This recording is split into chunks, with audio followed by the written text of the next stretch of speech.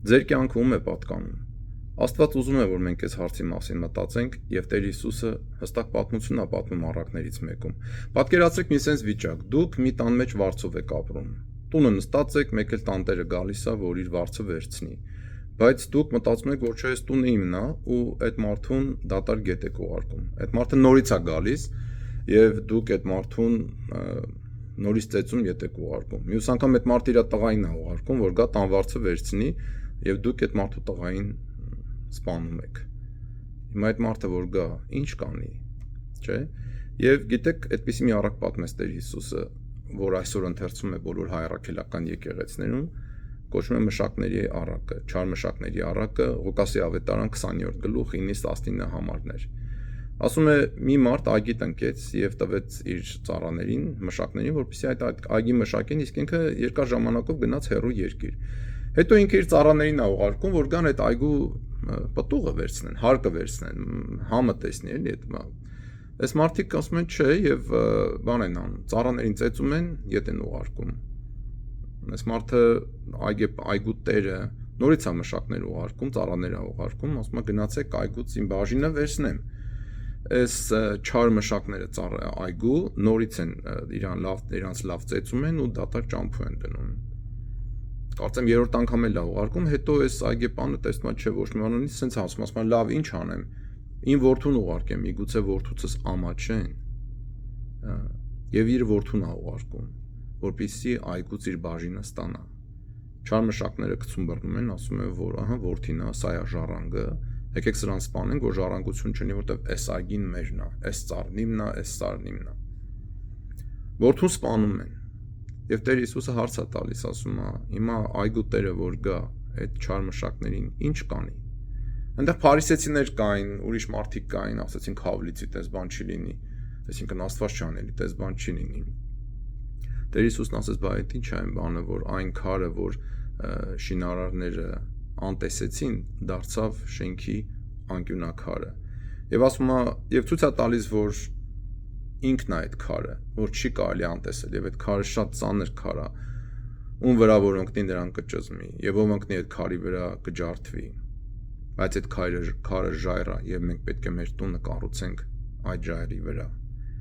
Սիրելի բարեկամներ, այս առակը, այս պատմությունը մեզ շատ մտածելու տեղիք է տալիս, որովհետև այսօր աշխարհում բոլոր տեղերից sense սիգնալներ են գալիս, ազդակներ են գալիս մարդու վրա, որ էսի քո կյանքն է, դու ես ոնց ուզում ես ապրի, դու քո ճշտով ապրի, քո ճշտով, չէ՞։ Այսինքն ամեն մարդ իր ճիշտ ունի, այսինքն ամեն մարդ իր այգին ունի, ինքնա դրա տերը։ Այտենց ոնց կլինի, ուրեմն կլինի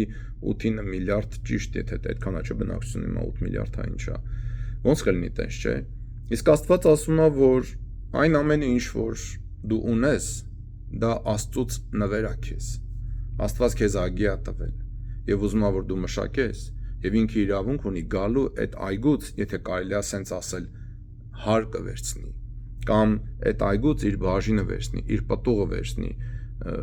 Եթե դու կյանքում ծառ տնկած կաք կամ շիթիլ արած կաք կամ հող մշակած կաք, դու գիտեք, չէ՞, այդ մշակողը ինչ ակնկալիքով ակնդեց սպասում է, որ այդ պտուղի համը տեսնի եւ իրավունք ունի ինքը այդ մասին եւ այդ մասին Պողոս Առաքյալն էլ է գրում իր նամակներից մեկում։ Եվ այն ամեն ինչը ինչ որ մենք ունենք, ընտանիք, երեխաներ, տուն, տեղ, հայրենիք, երկիր, աշխատանք, իրավիճակ, այդ ամեն ինչը ժամանակ, սեր, դա Աստծո այգին է։ Եվ Աստված մեզ տվել է, որ մենք մշակենք եւ Աստված գալու է եւ այդ այգու պտուղն է ուզենալու վերցնի։ Բայց մեր մեջ նստած է այս մեր անկախության սերը, որ ես եմ այս այգու տերը, այս իշխանատենչությունը, որ այս այգին իմն է,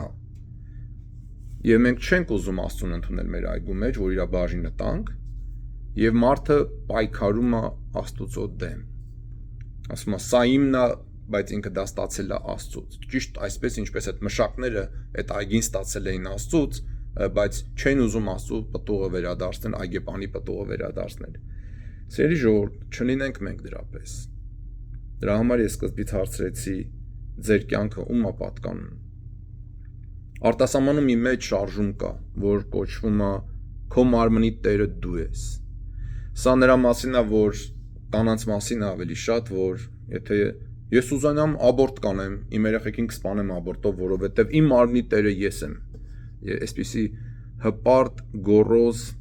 ամբարտավան շարժում կա։ Բայց Աստված ասում է ոչ, նախ քո մարմինը կոչված է Աստուծո սուրբ տաճար լինելու համար, այդ մասին գրված է Աստվածաշնչում։ Քրիստոսն ասում է, որ ես եւ Հայրը կգանք կբնակվենք ձեր մեջ, Աստված ուզում է գա բնակվի ձեր մեջ, եթե դուք իր պատվիրանները պահեք, եթե իրենց ներս թողնեք։ Քրիստոսն ասում է Հովհաննեսի հայտնության մեջ, որ ահա կանգնած թակում եմ, ով որ բացի ներս կգամ։ Այն ամեն ինչ որ մեզ տրված է, դա շնորհ է տրված Աստծուց։ Եվ Աստված գալու է եւ գալիս է եւ իր բաժինն է ուզում վերցնի։ Մենք էլ պետքա մտածենք, երբ որ մենք մի տան մեջ վարձով ենք ապրում, երբ որ տանտերը գա ու տան վարձը ուզի, մենք ինչ պիտի անենք։ Տան վարձը արդարաբար եւ ազնվաբար եւ սիրով եւ շնորհակալությամբ վճարենք, թե տանտիրոջը կամ իր ուղարկած մարդկանց ծեծենք, վիրավորենք, սպանենք եւ դուրս անենք։ Դա կլինի շատ ամբարտավան մի բան։